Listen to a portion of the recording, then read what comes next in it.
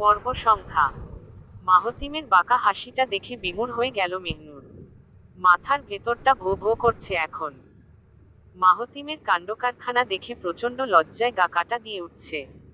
রাতে কখন এই কাজটা করলো বুঝতে পারছে না সে। মেহনুরের হড়কে যাওয়া মুখটা দেখে খুব মজা পাচ্ছে মাহতিম। মেহনুরকে আরো জ্বালাতন করার জন্য ওর দিকে পা চালিয়ে দিল। পাঞ্জাবির স্লিভগুলো ঠিক করতে করতে মেহনুরের পিছনে এসে দাঁড়ালো। মেহনুর তাড়াতাড়ি দু কদম সরবে ভেবেছিল, কিন্তু মাহতিম সেই ভাবনার মধ্যে পানি ঢেলে সবকিছু নস্যাৎ করে দিল। মেহনুরের পেছনে দাঁড়িয়ে ওর ভেজা চুলগুলোতে হাত বাড়িয়ে দিল, মাথার তালুতে হাত রেখে সেই হাতটা ধীরে ধীরে নিচে নামাতে লাগলো। এক পর্যায়ে ঘাড়ের কাছ থেকে চুল সরিয়ে বা কাঁধের দিকে এক ধীরগতিতে ঠেলে দিল। মেহনুর তখন আয়নার দিকে শান্তভাবে তাকিয়েছিল। মাহতিমের প্রতিটি কার্যকলাপ শক্ত হয়ে আয়নার ভেতর দেখতে পাচ্ছিল। চুলের টুকটাক পানিতে গোলাপি ব্লাউজটা ভিজে গেছে ওর। ভিজে যাওয়ার কারণে মেহনুরের পাতলা পিঠটার সাথে লেপ্টে আছে এখন। মাহতিম ব্লাউজের অবস্থা পর্যবেক্ষণ করে আয়নার দিকে মেহনুরের পানে তাকালো। মাহতিমের ওমন গাঢ়দৃষ্টির চাহনি দেখে মেহনুর তৎক্ষণাৎ চারপাশের সবকিছু গুলিয়ে ফেলল। কোনো বিশেষ মন্ত্র জালে আবদ্ধ হয়ে শুধু মাহতিমের দিকে ড্যাব ড্যাব করে তাকিয়ে রইল। মাহতিম সর্বদার মতো নিঃশব্দে নিজের কার্যকৌশল চালাতে থাকলো। মেহনুরের ডান কাঁধটার দিকে মুখ এগিয়ে ওর কাঁধের উপর থুতনি রেখে দিল। ওই থুতনি রাখার সাথে সাথেই রোমাঞ্চকর অনুভূতিতে সিক্ত হলো মেহনুর। বড় বড় আঁখি দুটোর পাতা চট করে বন্ধ করে ফেলল তখন। মাহতিমের সম্মোহন করা অতুল স্পর্শে বশবর্তী হয়ে চুপটি মেরে রইল মেহনুর। চোখের সামনে ছোট্ট মানুষটার গুটিসুটি অবস্থা দেখে মনে মনে প্রচুর হাসি পাচ্ছে মাহতিমের, কিন্তু সেই হাসিটা পুরোদমে চেপে রেখে মেহনুরের উদ্দেশ্যে শান্ত কণ্ঠে বলল, সেদিনের কথা মনে আছে? যেদিন তোমার রুমে ভুল করে এসেছিলাম? আমাকে দেখে তুমি কেমন করে ভয় পেয়েছিলে, কেমন করে চমকে গিয়েছিলে মনে পড়ে? ভুলবশত তোমার রুমে এসেছিলাম বলে সেদিন রাতে জ্বর বাঁধিয়ে ফেললে। আজ একই রুমে তোমার সাথে দাঁড়িয়ে আছি মেহনুর, সেই পরিচিত আয়নায় তাকিয়ে তোমার ছোট্ট মুখটা দেখছি। এই আয়নাটা তোমার সাথে প্রথম সাক্ষাতের সাক্ষী বহন করে। সেদিন আমি ছিলাম তোমার জীবনের অনাকাঙ্ক্ষিত অতিথি, তুমি ছিলে আমার জীবনের অপ্রত্যাশিত তিথি। আমার নজরে তুমি যেমন হুটহাট আগমন করেছ, স্বল্পদিনের মধ্যে তোমার অদৃশ্য গুণ দিয়ে আমাকে লতার মতো বেঁধে ফেলেছ। তোমার ওই ছোট্ট বুকটার মধ্যেও আমার জন্য প্রচুর ভালোবাসা ইতিমধ্যে স্থান নিয়ে ফেলেছে, ঘনীভূত হয়ে প্রকাশ করার জন্য সময় নিচ্ছে।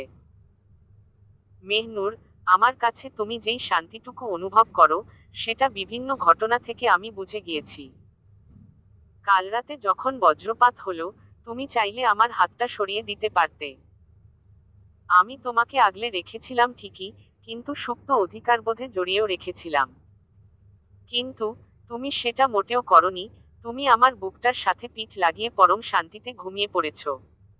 আর হাস্যকর ব্যাপার কি জানো? তুমি নিজের অজান্তেই তোমার ভরসার হাতটা আমার কাছে তুলে দিয়েছ, সেটা একবারও তুমি টের পাওনি। মেহনুর প্রতিটা বাক্য শোনার পরও শান্ত হয়ে রইল। চোখের পাতা আগের মতোই বন্ধ করে থাকল। শুধু অস্বাভাবিকভাবে একটা ব্যাপার পরিলক্ষিত হলো, মেহনুর তখন অনবরত ঢোক গিলে গলা ভিজাচ্ছিল।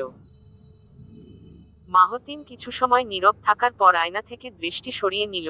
মেহনুরের কাঁধ থেকে থুতনি সরিয়ে গলার দিকে এক পলকের জন্য তাকালো।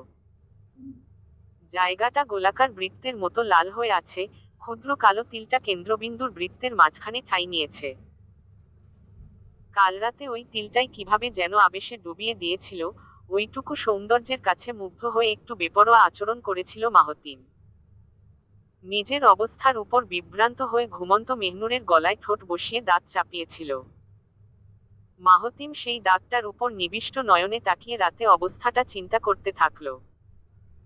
কিন্তু সেই চিন্তার প্রহর এমন হয়ে উঠল, হঠাৎ মেহনুর অপ্রতিভ আচরণের মতো কেঁপে উঠল। পরপর তিনবার একই জায়গায় স্পর্শ পেয়ে দারুণ উৎকণ্ঠায় জর্জরিত হয়ে কুণ্ঠিত হল মেহনুর। মেহনুরের সংকোচ ভরা অবস্থা দেখে মাহতিম গলা থেকে মুখ সরিয়ে ফেলল, চটপট করে ওর কাছ থেকে দু পা পিছিয়ে ফ্লোর থেকে গামছা তুলে নিল। মেহনুর ততক্ষণে স্বাভাবিক স্থিতিতে ফিরে আসলে দ্রুত রুমের অন্যদিকে চলে যায়। মাহতিমের দৃষ্টি থেকে নিজেকে আড়াল করার জন্য আলমারির দ্বার খুলে এমনেই হাতাপিতা করতে থাকে। মাহতিম আধভেজা গামছাটা ড্রেসিং টেবিলের উপর রেখে স্ফীত একটা হাসি দিয়ে চলে যায়। রুমের ভেতর থেকে চলে যাওয়ার শব্দ শুনে বুকভর্তি নিঃশ্বাস ছাড়ে মেহনুর। লোকটা যে কথায় কাজে কর্মকাণ্ডে দারুণ লজ্জায় ফেলতে পারে, সে সম্বন্ধে বিন্দুমাত্র সন্দেহ নেই এখন। মাহতিমের আদেশমতে আজ 11টার দিকে রওনা দিবে সবাই। এখান থেকে বিদায়ের পাট চুকিয়ে মেহনুরকে সঙ্গে নিয়ে শহরগামী হবে। সকাল থেকেই সেটার জন্য তোড়জোড় শুরু হয়েছে। নীতি থেকে শুরু করে মাহদি পর্যন্ত লাগেজ গুছিয়ে ফেলেছে। সব মালপত্র জিপ মাইক্রোতে তুলে নিয়েছে সবাই। হান্নান শেখ অনেক অনুনয় করলেন থাকার জন্য, কিন্তু মাহতিমের কাছ থেকে আসল ঘটনা শোনার পর তিনি আর বাধা দিলেন না। মেহনুরের বিদায় বার্তা শুনে খুশিতে গদগদ হয়ে গেছে শেফালি। বাড়ি থেকে আপদ বিদায় করতে পেরে নিজেকে রানীর মতো চিন্তা করছেন। এখন থেকে সুরাইয়াকে অধিক আদরের সিংহাসনে বসিয়ে দিবেন। সকলের কাছেই বানিয়ে দিবেন মেহনুরের চেয়েও মধ্যমণি। শেফালির এই দুধর্ষ চিন্তার পেছনে কতখানি উগ্রস্বভাব ছিল সেটা কেউ জানত না। এমতাবস্থায় মেহনুরকে যখন মার্জার মেয়েতুল্য এবং মাহতিমের স্ত্রীরূপে আজীবনের জন্য বিদায় জানাচ্ছিলেন, তখন শেফালি শেষবারের মতো মাহতিমকে আড়ালে ডেকে আনল। মাহতিমও বিদায়কালে দ্বিমত ভাবনা রেখে শেফালির সাথে একটু দূরে এলো। হান্নান শেখ নিজ দায়িত্বে সবার গাড়িতে উঠার তদারকি দেখছেন, সবাই ঠিকঠাক মতো উঠেছে কিনা, কোনো সমস্যা হচ্ছে কিনা সেদিকে তীব্র মনোযোগ নিক্ষেপ করেছেন। এদিকে শেফালির উগ্র ইন্ধনটা বুঝতে পারলেও মাহতিম কিছু বলল না। শেফালি শুধু একটাই কথা জোর খাটিয়ে বলল, তোমারে আমি একটা কথাই বলবার চাই। তুমি সুরাইয়ারে যেই ভাব করিয়া কষ্ট দিছ, সেই কথা কিন্তু শ্বশুর মশাইরে জানাই নাই। আজকা যদি রেডসোটের ওই ঘটনা আব্বার কানে লাগা দিতাম, তোমার বিয়া কিন্তু জীবনেও মেহনুরের সাথে হইত না। তুমি ঠিকই সুরাইয়ারে বিয়া করবার লিগা বাধ্য থাকতা। শেফালির আউল ফাউল কথা শুনে মাহতিম ভ্রু উঁচিয়ে তাকালো। এই মহিলা যে এত বেশি পরিমাণে ফালতু সে সম্পর্কে স্পষ্ট ধারণা ছিল না। কিন্তু আজকের এই কথা শুনে সেটা পুরোপুরি বিশ্বাস করতে বাধ্য হলো মাহতিম। শেফালির মতো মহিলাকে গলাধাক্কা দিয়ে বের করা উচিত। এই মহিলার অতীত জানার পরও হান্নান মোল্লা কিভাবে মোল্লাবাড়িতে জায়গা দিয়েছেন, সেটা মাহতিম কিছুতেই বুঝতে পারছে না। শেফালির এমন কথা শোনার পর ডানে তাকালো মাহতিম, সবাইকে সুন্দর হাসি খুশি উল্লাসে মেহনুরকে বিদায় জানাচ্ছে সেই দৃশ্যটা এক পলক দেখল। এরপর সেখান থেকে চোখ ঘুরিয়ে শেফালির দিকে ক্রুদ্ধ দৃষ্টিতে তাকালো। অল্প উচ্চতার মহিলা দেখে মাথা একটু নিচে নামিয়ে নিল। প্যান্টের ডান পকেট থেকে হাত বের করে তর্জনীটা একদম চোখ বরাবর তুলে শক্ত কণ্ঠে বলল মাহতিম, আপনি আমাকে চিনেন না, আমার ক্ষমতা সম্পর্কেও জানেন না। আমি যে এক তুড়িতে আপনার তাসের ঘর ভেঙে দিতে পারি, সেটা হয়তো কল্পনাও করতে পারবেন না। আপনার মতো বেহাজাত মহিলার জন্য প্রত্যেকটা পরিবারে ঝগড়া লেগে থাকে, ভাইয়ে ভাইয়ে যুগ ধো লাগে, কেউ কারোর মুখটা পর্যন্ত দেখতে পারে না। আপনি যে শেখ বংশের বড় ছেলের সাথে কোন কাহিনী করেছেন আমি কিন্তু জানি। নিজের ছেলেকে কিভাবে বিদেশে পাঠিয়েছেন সেটারও ক্লিয়ার ডিটেলস আমার ওয়ালেটের লেফটে সাইডে ঘুমাচ্ছে। একটা জিনিস শিওর করে দিচ্ছি শেফালি মামি, যেই মাহতিমকে আপনি ভালো ভেবেছিলেন, সেই মাহতিম কিন্তু ডেঞ্জারাস মানুষ। ক্ষমতা আমার পকেটে থাকে, যদি পকেট থেকে টেনে আনার ব্যবস্থা করেন, তাহলে শুনে রাখেন, আপনার পুরো 14 গোষ্ঠী উদ্ধার করতে আমার টাইম লাগবে না। মাহতিম গরম গলায় কথা শুনিয়ে তর্জনী নামিয়ে নিল।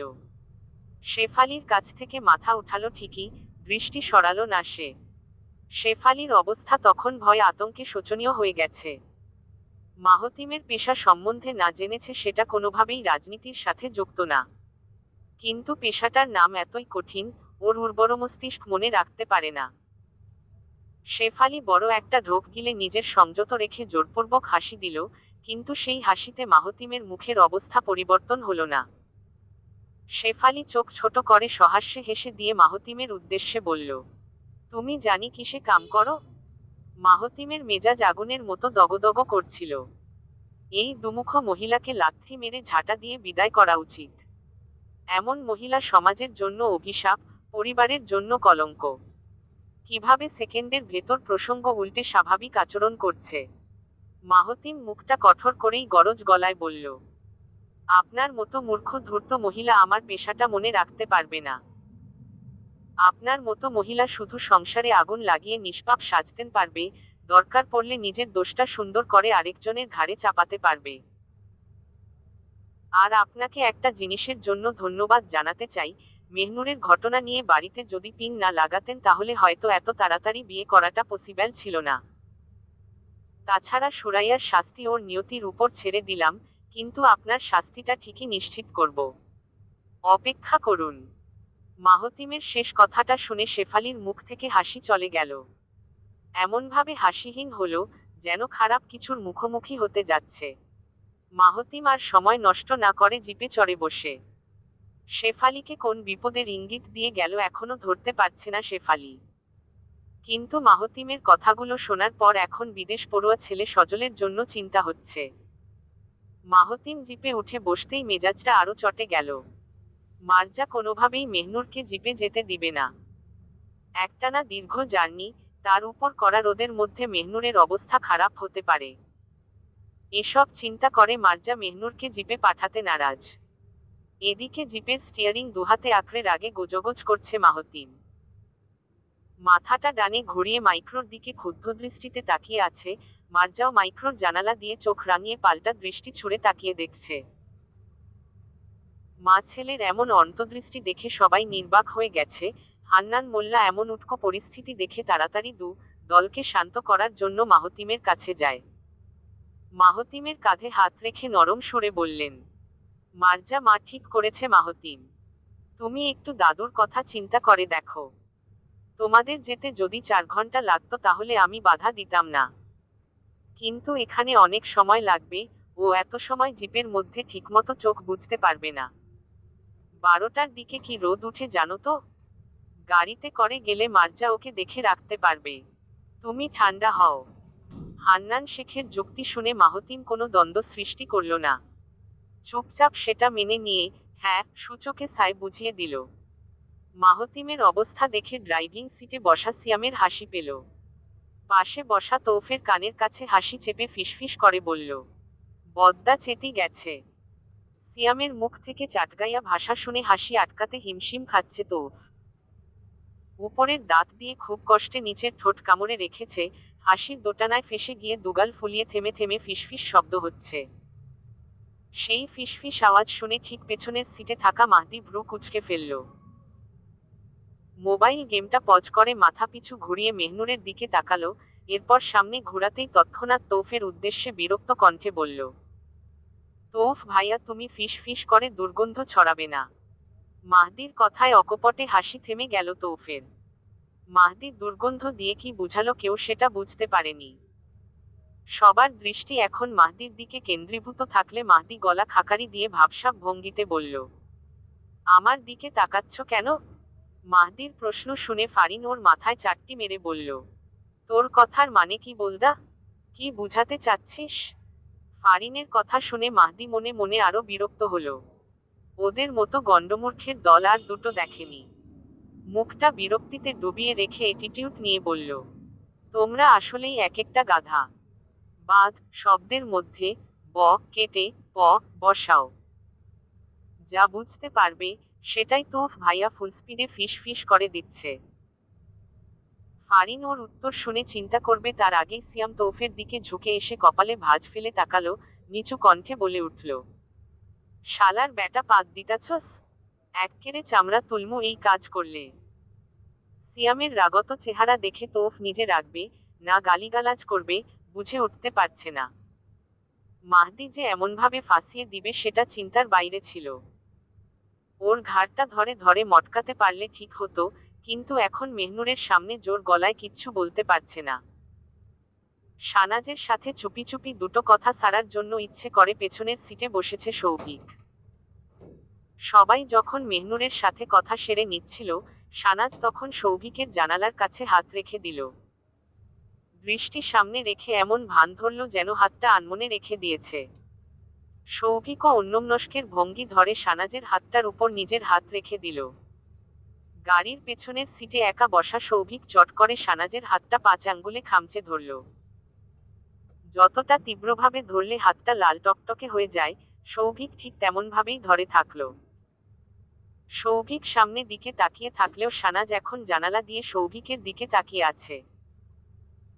সৌভিকের গাল ধরে মুখটা নিজের দিকে ফেরাতে ইচ্ছে করছে, সৌভিক যে ইচ্ছে করে সানাজের দিকে তাকাচ্ছে না বুঝে গেছে সে। সানাজ সজল চোখে তাকিয়ে থাকতেই শাড়ির আঁচলটা চোখ মুছার জন্য গালে তুলল, অমনেই আঁচল দিয়ে মুখের একপাশ থেকে স্বর নামিয়ে বলল, একটাবার তাকাও সৌভিক, সামনে তাকিয়ে থেকো না, তুমি তো আমাকে ভুলে যাবে, সেখানকার আবহাওয়ায় গেলে আর আমাকে মনে করবে না, আমার মতো অজপাড়া গায়ের মেয়েকে নিশ্চয়ই ভুলে যাবে। কথাগুলো বিদ্যুতের মতো ঝিলিক দিয়ে বাজল। মাথার মধ্যে এমনভাবে রি করতে লাগলো সৌভিক তৎক্ষণাৎ সানাজের দিকে চকিত দৃষ্টিতে তাকালো। সানাজের লাল লাল অশ্রুসিক্ত চোখ দুটো দেখে ঢোক গিলতেও পীড়া হচ্ছে। সানাজের হাতটা ছেড়ে দিতেই থমকে গেল সানাজ। এদিকে গাড়ি ছাড়ার জন্য কথা উঠে গেছে, সৌভিক তাড়াতাড়ি প্যান্টের পকেট থেকে কিছু বের করে সানাজের ডান হাতটা ধরল। সিয়াম গাড়ি স্টার্ট দিয়ে ফেলেছে।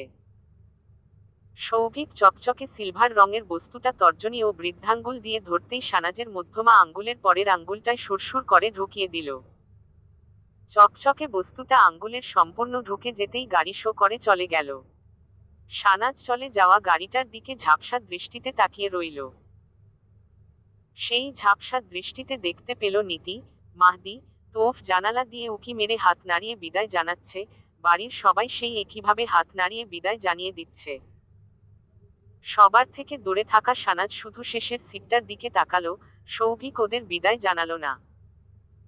গাড়িটা উঠোনের গরম ধুলো উড়িয়ে গেটের দিকে চলে গেলে সবাই পা ঘুরিয়ে বাড়িতে ঢুকে গেল। শুধু সানাজ বারবার ঝাপসা চোখ মুছে বেকুল চিত্তে চলে যাওয়া গাড়িটা দেখতে থাকলো, সৌভিককে শেষবার দেখার জন্য মনে মনে অনুনয় করছিল, আকুলি বিকুল করছিল, তীররূপে দেখতে চাচ্ছিল। গেটটা দিয়ে বেরোবে অমনেই এক ঝলকের মতো সৌভিক মাথা বের করে সানাজের দিকে হাতের একটা 4 নাম্বার আঙ্গুলটা দেখাতে লাগলো। ইশারাটুকু করতেই সৌভিকের মুখটা মিলিয়ে গেল। সানাজ কান্না আটকানোর জন্য মুখে আঁচলো চেপে ধরতেই গাল গড়িয়ে বড় বড় প্রস্থের অশ্রু পড়তে লাগলো। অশ্রুপূর্ণ চোখ খুলে কাঁপতে থাকা ডান হাতটা ধীরে ধীরে চোখের সামনে তুলল। ঠিক তখনই আবিষ্কার করে ফেলল, আঙ্গুলে স্থান নেওয়া চকচকে বস্তুটা সৌভিকের দেওয়া বিশেষ আংটি ছিল। গ্রামের সরলতা ছেড়ে শহরে জনঞ্জালে প্রবেশ করল মেহনুর। গাড়িটা যখন বউ বাজারের রাস্তা পেরিয়ে যাচ্ছিল, তখন কেন যেন মনে হচ্ছিল বুকের ভেতরটা অজানা শূন্যতায় খা খা করছে। পুরনো দিনের মজবুত বন্ধনটা আচমকা ছিঁড়ে অন্য দুনিয়ায় সংযোগ হয়ে যাচ্ছে। গাড়িতে সিয়াম বাদে সবাই তখন ঘুমে ঢুলে আছে। মার্জা ডান হাতে মেহনুরকে আগলে রেখে সিটের পেছনে মাথা ছেড়ে দিয়েছে, সেও জার্নির একটানা ক্লান্তিতে তন্দ্রামগ্নে ডুবে আছে। মেহনুরের হাত দুটো নিজের কোলে টেনে ঘুমে আচ্ছন্ন হয়ে আছে মার্জা। এদিকে মেহনুর কোনোভাবেই চোখের পাতা বুজে ঘুমের জন্য স্থির হতে পারছে না। সাদা শাড়ির লাল পেরে আঁচলটা সরতে সরতে মাথার মাঝ বরাবর থেকে আছে ওর। চলন্ত গাড়ির স্বচ্ছ জানালা দিয়ে শো শো করে হিমশীতল বাতাস ঢুকছে তখন। মেহনুর জানালার বাইরে দৃষ্টি দিয়ে উদাস আকাশে তাকিয়ে আছে, অপরিচিত দুনিয়ায় নিজেকে খাপ খাওয়াতে পারবে কিনা সেটা নিয়ে দুশ্চিন্তা করছে। মা, বড়মা যা যা শিখিয়ে দিয়েছে, সেগুলো ঠিকঠাক মতো পালন করতে না পারলে কতটা ব্যর্থ হবে, সেটা নিয়েই যত চিন্তা। মেহনুর যখন এসব চিন্তায় বিভোর ছিল, তখন আশেপাশে কিচ্ছু খেয়াল করেনি সে। ঠিক তখনই বাতাসের বেগটা আচমকা বেড়ে গিয়ে মেহনুরের মাথা থেকে আঁচলের শেষ ঘোমটাটুকু সরিয়ে দিল। মেহনুর দ্রুত খসে পড়া আঁচলটুকু মাথায় টানার জন্য হাত উঠাবে, ঠিক তখনই জানালার বাইরে দৃষ্টি গিয়ে ঘোমটার হাত দুটো থেমে যায় ওর। মাইক্রোর পাশাপাশি সমান তালে, সমান বেগে শান বাজিয়ে কালো জিপটা ছুটছে। জিপের ড্রাইভিং সিটে যে মানুষটা বসে আছে, তার ভাবগতিক দেখে মেহনুর সেদিকে স্থিরপানে তাকিয়ে আছে। মাহতিম জিপের গোল স্টিয়ারিংটা শক্তভাবে আঁকড়ে বেশ দাম্ভিকতার সাথে জিপ চালাচ্ছে। গাঢ় বেগুনির শার্টটা কাঠামো দেহের খাপে খাপে সেটে আছে ওর, কালো প্যান্টের সাথে সবসময়ের মতো বেল্ট বেঁধেছে মাহতিম। ড্রাইভিংয়ের জন্য শার্টের স্লিভ দুটো মোটা করে গুটিয়ে রেখেছে সে। যতবার স্টিয়ারিং ঘুরিয়ে ড্রাইভ করছে, ততবার হাতের বাম ঘড়িটা সূর্যের আলোতে রিফ্লেক্ট হয়ে মেহনুরের চোখ ধাঁধিয়ে দিচ্ছে। মাহতিমের চোখ দুটো কালো সানগ্লাসের আড়ালে ঢেকে আছে আজ। তীক্ষ্ণ ধারালো দৃষ্টি দিয়ে ক্ষণে ক্ষণে জিপের গতিবিধি ঠিক রাখছে এখন। মাহতিমের অমন অবস্থা, বেশভূষা, তেজীয়মান চিন্তাচেতনা দেখে নিজেকে খুব তুচ্ছ ভাবছে মেহনুর। প্রথমত লোকটার সাথে কিছুই মিলে না ওর। সে থেকেছে শহরের মধ্যে, মেহনুর বেড়েছে গ্রামের ভেতর। তার চিন্তা চেতনা আধুনিক যুক্তিকেন্দ্রিক, অন্যদিকে মেহনুরের ভাবনা খুবই স্বল্প। মেহনুর এসব ভাবতে ভাবতে মাথার ঘোমটাটা টেনে নিল। জানালার দিক থেকে দৃষ্টি সরিয়ে কোলের দিকে নামিয়ে রাখল।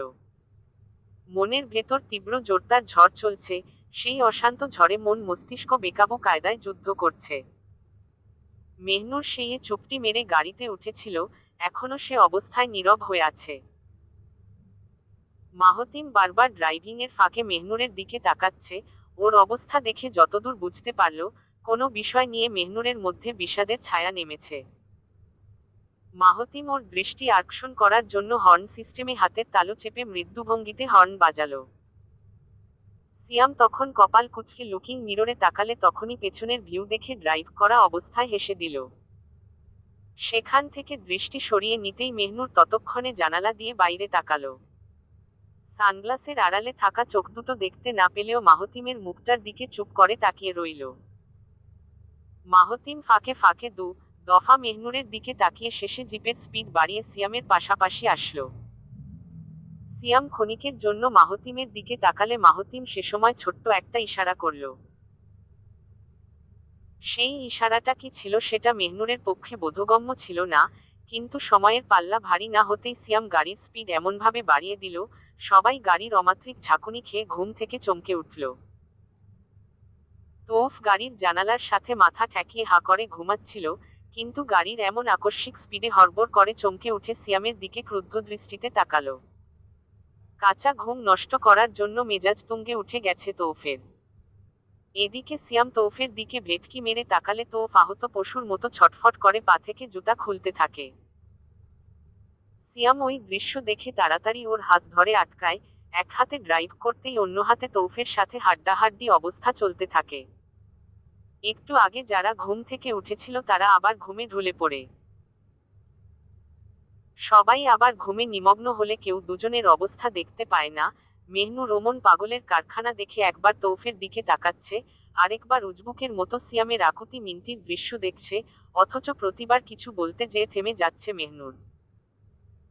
এক পর্যায়ে তৌফের চোখ মেহনুরের দিকে চলে যায়, আর সাথে সাথেই মেহনুরের দিকে জোরপূর্বক হাসি দিয়ে হাত থেকে জুতা ছেড়ে দেয়। সিয়ামও মারাত্মক লজ্জা পেয়ে শান্তভঙ্গিতে গাড়ি চালাতে থাকে। অনাকাঙ্ক্ষিত ঘটনার জন্য মনে মনে তৌফকে দোষারোপ করে। দুপুরের সূর্যটা মধ্যগগন ছেড়ে পশ্চিমের দিকে হেলে পড়েছে। তপ্তময় জৌলুস ছেড়ে ডুবার জন্য প্রস্তুতি নিচ্ছে। চারিদিকের কোলাহল ছাপিয়ে কান জ্বালামো হয়ে গিয়েছে। মেহনুর গাড়ির ভেতর এসির নিচে থাকলেও ব্যস্ত শহরের যানজট দেখে প্রচুর অবাক হচ্ছে। আকাশে দীপ্তমান সূর্যটা থাকতে থাকতে মাইক্রোটা পাকা ধরেছে এখন। ঠিক মিনিট 10 মতো টান দিতেই গাড়িটা খোলা গেটের ভেতর দিয়ে ঢুকল। গেটের কাছে দুজন দারোয়ান দেখতেই হঠাৎ মেহনুরের মনে হলো, গেটটা যেন ওদের অপেক্ষাতে খোলা ছিল। সিয়াম একদম বাড়ির সামনে এনে থামালে সবাই চটপট গাড়ি থেকে নেমে যায়। মাহদি সবার আগে নেমে একদৌড়ে মেহনুরের পাশ থেকে দরজা খুলে দেয়। মেহনুরকে গাড়ি থেকে নামিয়ে নিজের ছোট হাতটার মধ্যে মেহনুরের হাতটা গুজে নেয়। মেহনুর আশ্চর্যভাবে চারিদিকে চোখ বুলাতে থাকে, পায়ের নিচে দামি পাথরের রাস্তা বাঁধানো, চোখের সামনে বিলাসবহুল দোতলা ভবন। ভবনটা এতই উঁচু আশেপাশের 3-4 তলা বিল্ডিংয়ের মতো সমান। মেহনুর মাথাটা ডানে ঘোরাতেই সবুজ ঘাসের মাঠতুল্য জায়গা দেখতে পেল। পুরো বাড়িটা যে গাছ দিয়ে বাউন্ডারি করা সেটা এমন সন্ধ্যের টাইমেও বোঝা যাচ্ছে। মেহনুরের অবাক করা চাহনি দেখে মাহদি মুচকি একটা হাসি দিয়ে ওকে ভেতরে নিয়ে যায়। মেহনুর এক পা করে সামনের দিকে এগুচ্ছে, অমনেই বুকের বক্ষপিনঞ্জরটা ধপাস ধপাস করে লাফিয়ে উঠছে। মেহনুর প্রতিটি পদাঙ্কের দিকে দৃষ্টি রেখে মাথা নিচু করে সম্মুখ দরজার সামনে চলে আসে। ডান হাতটা মাহদির তত্ত্বাবধানে থাকলেও বাঁ হাতটাকে যেন চট করে ধরে, মেহনুর জোরে জোরে শ্বাস নিতেই বামে তাকিয়ে মার্জাকে দেখতে পায়। মার্জা চোখে মুখে তৃপ্তিজনক হাসি ফুটিয়ে মেহনুকে নিয়ে ভেতরে প্রবেশ করে। মেহনুরকে স্বস্তি অনুভব করানোর জন্য নিজের সাথেই আগলে রাখে। মেহনুর বাইরে থেকে যতটা আশ্চর্য হয়েছিল, বাড়িটার ভেতরটা দেখে তার চেয়ে বেশি পরিমাণে নির্বাক হয়ে যায়। নীতি, প্রীতি সবাই হাতমুখ ধুয়ে কাপড় পাল্টানোর জন্য যার যার রুমে চলে যায়। এদিকে মেহনুরকে নিয়ে মার্জা তখন নিজের রুমে চলে আসে। নিজের বিছানায় মেহনুরকে বসিয়ে আলমারির দ্বার খুলতে ব্যস্ত হয়। মেহনুরের জন্য পছন্দসই শাড়ি ঠিক করতেই শান্ত সুরে বলে, আমার একটাই ইচ্ছে ছিল, আমার বউটা যেন ছোট্ট হোক। এতটাই ছোট হবে, ওকে আমি আদর যত্ন করে বড় করব, রং বেরঙের শাড়ি পরাবো, চুল বেঁধে দিব, খাওয়া থেকে থেকে শুরু করে সবকিছু শুধু আমি দেখব। কিন্তু তোমাকে আনতে এত দেরি করবে এটা স্বপ্নেও ভাবতে পারিনি। মার্জা কথাটুকু শেষ করতেই আলমারি থেকে আকাশি রঙের শাড়ি বের করল। সেটা হাতে নিতেই আলমারি বন্ধ করে মেহনুরের কাছে চলে আসলো। মেহনুর তখন চুপ করে শাশুড়ির কথা শ্রবণ করছিল। মার্জা যে স্বচ্ছ মনের মানুষ এ সম্বন্ধে বড়মা বেশ আগেই বলে দিয়েছে। কিন্তু আজ আবারও মনে হচ্ছে মার্জা সত্যিই ভালো মনের মহিলা। মেহনুরকে চুপ থাকতে দেখে মার্জা ওর মাথায় হাত বুলাতে থাকলো। মেহনুরের শান্ত নয়নের দিকে দৃষ্টি রেখে হাসি খুশি মুখে বলল, আমি জানি মেহনুর, মাহতিমের সাথে থাকা নিয়ে তোমার মধ্যে কি কাজ করে। এই ভয়টা বিয়ের রাতেও ছিল, এখনো সেটা আছে। আমি আমার ছেলেকে চিনি বলে সেদিন রাতে কোনো বিষয় নিয়ে চিন্তা করিনি। আমি বাবামশাইকে বলে এসেছি, তিনিও আমার মতামত শুনে রাজি হয়েছেন। তুমি যতদিন মন থেকে ভয় দূর না করছো, মন থেকে সবকিছু না চাচ্ছ, ততদিন পর্যন্ত মাহতিম আর তুমি আলাদাই থাকবে। মাহতিম নিজে ওই সিদ্ধান্ত শুনে মতো দিয়েছে, এজন্য তুমি যতদিন চাও, যেভাবে চাও এ বাড়িতে নিজের মতো করে থাকো। তোমাদের বিয়েটা হুট করে হলেও তোমাদের বোঝাপড়াটা হুট করে ঝুলিয়ে দিতে চাই না। তোমরা দুজন আমার কাছেই থাকবে, আমার কাছেই থাকবে। আমি চাই না তুমিও মাহতিমের মতো দূরে দূরে থাকো। অন্তত তোমাকে নিয়ে এই বাড়িটাই একটু হলেও শান্তি পেতে চাই মেহনুর। তাই যত কিছুই হোক, তুমি কোনো বিষয় নিয়ে মন খারাপ করো না। মার্জার কথা শুনে মেহনুর সসম্মানে চোখ নামিয়ে নিল। দৃষ্টি নত করে নিজের সুপ্ত ইচ্ছাটা আনমনে বুঝিয়ে দিল। মার্জা আর কিছু না বলে মেহনুরকে হাতমুখ ধুতে পাঠিয়ে দিল। মেহনুরের জন্য নির্দিষ্ট করা রুমটা দেখার জন্য চলে গেলে মেহনুর কিছু সময় পর ওয়াশরুম থেকে বেরিয়ে এলো। গায়ে আকাশি রঙের সুতির শাড়ি জড়িয়ে অনেকক্ষণ পর শান্তি পেল মেহনুর। কিন্তু সমস্যা একটাই, ম্যাচিং ব্লাউজটার হাতা কোনোই ছুঁই ছুঁই। মেহনুর ব্যাপারটা নিয়ে তেমন মাথা না ঘামিয়ে মার্জার ড্রেসিং টেবিলের সামনে গেল। খোপায় বাঁধা চুলগুলো খুলতেই হঠাৎ দরজা খুলে প্রবেশ করল নীতি। নীতিকে দেখে মৃত্যুভঙ্গিতে হেসে দিতেই নীতি সহজাত মিশ্র হাসিতে এগিয়ে আসলো। মেহনুরের চুলগুলো সুন্দর করে আছড়ে দিতেই হাসিমাখা সুরে বলল, ভাইয়ার রুম দেখেছ? তোমার রুম জানো ভাইয়া ইচ্ছে করে ছাদের রুমটা দিয়েছে। কত করে বললাম ছাদের রুমটা দিও না, আমার রুমটাই দিয়ে দাও। ভাইয়া আমার কথাই শুনল না। আমার তো সামারের ভ্যাকেশন শেষের দিকে, ভাইয়া চলে গেলেই এদিকে আমার ফ্লাইটের টিকিট কাটতে হবে। শুধু শুধু ওই রুমটা দেওয়ার মানে হয়? মেহনুর সারাক্ষণ চুপ থাকলেও মাহতিমের কথা শুনে মনে মনে প্রশ্ন জাগল। মাহতিমের বিষয়ে কিছু জানার জন্য নীতিকে তৎক্ষণাৎ প্রশ্ন করল, আপনাকে একটা কথা জিজ্ঞেস করি? যদি কথাটা শুনে মনে কিছু না করেন, তাহলে বলবো, না হলে বলবো না। নীতি প্রশ্নের ধরন দেখেই বুঝে যায়, মেহনুর কি বিষয়ে জিজ্ঞেস করতে চাচ্ছে। মেহনুরের কথায় সভ্যসূচক হাসি দিয়ে সরল সুরে বলে, আমাকে আপনি করে বলতে হবে না ভাবি। আমি যেহেতু আপন ভেবে তুমি করে বলছি, তুমিও আমাকে আপন ভেবে তুমি করে বলো। তুমি নিশ্চয়ই ভাইয়ার ব্যাপারে জানতে চাও, ভাইয়া কি করে, কোথায় যাবে এটা নিয়ে প্রশ্ন করতে চাচ্ছ। আসলে আমি হেল্পলেস, ভাইয়া আমাদের সবকটা ভাইবোনকে বলে দিয়েছে তোমাকে এই বিষয়ে কিছুই না বলতে। কেন না করেছে সেটা তো জানি না, কিন্তু ভাইয়া সম্ভবত তোমার সাথে লুকোচুরি খেলতে চাচ্ছে। মেহনুর ভালোভাবে বুঝে গেছে ওরা সবকটা ভাই পাগল। ভাইয়ের কথায় উঠে বসে, ভাইয়ের কথায় নাচে গায়। এমতাবস্থায় কিছু জিজ্ঞেস করা যা, না করাও তা। মেহনুর নিরুত্তর মুখে সাই বুঝিয়ে দিলে নীতি ছোট্ট একটা চালাকি করে। মেহনুরের হাত ধরে বাড়ি ঘুরানোর নাম করে সোজা মাহতিমের রুমে আনে। মেহনুর রুমের প্রতিটা জিনিস দেখে আশ্চর্য হয়ে তাকালে শেষমেশ দুই দেয়ালের কোনাকুনি জায়গার দিকে হা করে তাকায় মেহনুর। দেয়ালের সাথে সেটে থাকা বস্তুটা দেখে সাথে সাথে তর্জনী তুলে সেদিকে ইশারা করে নীতিকে আতঙ্কগ্রস্ত কণ্ঠে প্রশ্ন করে, ওটা কি? ওটা এখানে কেন? উনি উনি উনি মেহনুরের অস্থির মাখা মুখটা দেখে ফিক করে হেসে দেয় নীতি। সেই দেয়ালটার দিকে হাসিমাখা ভঙ্গিতে এগিয়ে যায়, তখন বস্তুটার দিকে তাকিয়ে থাকতেই বুক ফুলিয়ে লম্বা একটা শ্বাস নেয়। শ্বাসটা টেনে নিতেই সেটা সশব্দে ছেড়ে দিতে থাকে। শ্বাসটা ছাড়তে ছাড়তেই বস্তুটার দিকে তাকিয়ে থাকা অবস্থায় শান্ত কণ্ঠে বলে, একটা মানুষের বন্দুকের টিপ যে কতটা ভয়ঙ্কর, এটাই তার চাক্ষুষ প্রমাণ। তুমি ধীরে ধীরে সব জানতে পারবে ভাবি। খুব শীঘ্রই তুমি তরতাজা বলে টের আওয়াজ শুনতে পাবে। চলবে। হ্যালো কলিজার বন্ধুরা, গল্পটি কেমন হলো একটা কমেন্ট করে জানাবেন। আপনাদের হৃদয় ছোঁয়া ভালোবাসা দিয়ে চ্যানেলটিকে সাবস্ক্রাইব করে রাখুন। প্রতিদিন গল্পের অংশ পেয়ে যাবেন। ধন্যবাদ।